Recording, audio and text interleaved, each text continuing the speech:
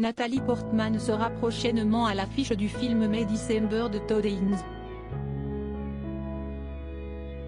La comédienne s'est rendue au Festival de Cannes pour défendre son nouveau projet.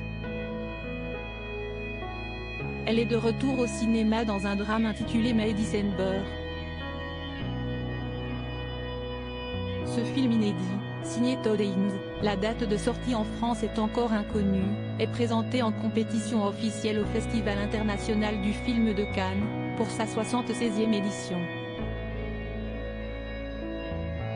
Après avoir incarné Jane Foster dans Thor, Love and Thunder de Taika Waititi, Natalie Portman se frotte donc à une production moins grand public, qui se centre sur l'histoire fantasque d'une actrice qui en rencontre une autre en vue de l'incarner au cinéma.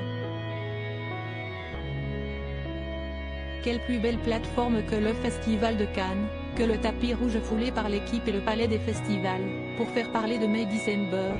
Après avoir foulé le red carpet le 20 mai 2023, la comédienne de 41 ans a participé à une conférence durant laquelle elle a évoqué les thématiques du film, notamment celle de l'identité. Tout le film est à propos de cette performance, de tous ces rôles que l'on joue dans la vie, selon l'environnement, selon les gens autour, comme pour soi-même, a-t-elle expliqué.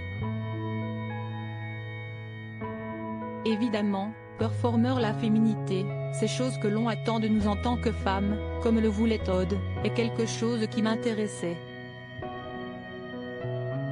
Natalie Portman est sous le feu des projecteurs depuis le plus jeune âge. Le public l'a découverte en 1994 dans le film Léon de Luc Besson, aux côtés de Jean Reno, dans lequel elle a tourné alors qu'elle n'avait que 12 ans, elle en avait 13 lors de la sortie. Elle a donc l'habitude d'être scrutée de la tête aux pieds, qu'importe l'événement. Et encore plus lors du Festival de Cannes. Même ici, toutes ces choses que l'on attend de nous en tant que femmes. La manière dont on espère que les femmes vont se comporter, durant ce festival, ce à quoi on doit ressembler, comment on doit se comporter, souligne-t-elle. Ces attentes changent tout le temps. Le fait qu'on l'accepte ou qu'on le rejette, ou qu'on se situe au milieu.